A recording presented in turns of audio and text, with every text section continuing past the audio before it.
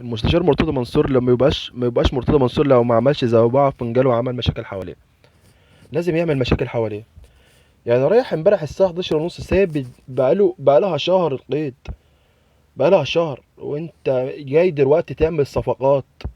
جاي في الوقت تعمل صفقاتك، وعايز الساعه 11 ونص هم يأيدوا لك، واخد شيكات معاك ورايح. طب ما هو طبيعي الشيكات دي هي بدون رصيد. ممكن ياخد الشيكات دي بدون رصيد، هيأيدوا لك بناء عليها. هو كل مره هيأيدوا لك وتروح تجيب شيكات، والشيكات تبقى من غير رصيد وتراكم عليك فلوس لغايه ما وصل ل 86,000 جنيه. 86,000 جنيه عليك ديون للاتحاد الكوره.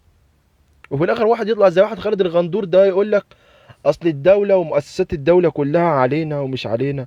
وطالع المستشار يقول لك ازاي احمد اسمه ايه ده، هو بتاع احمد موسى، عرف الخبر قبلها بساعه وطلع عمل بس وشوبير ومدخل كل الدنيا ببعض. ولازم نعمل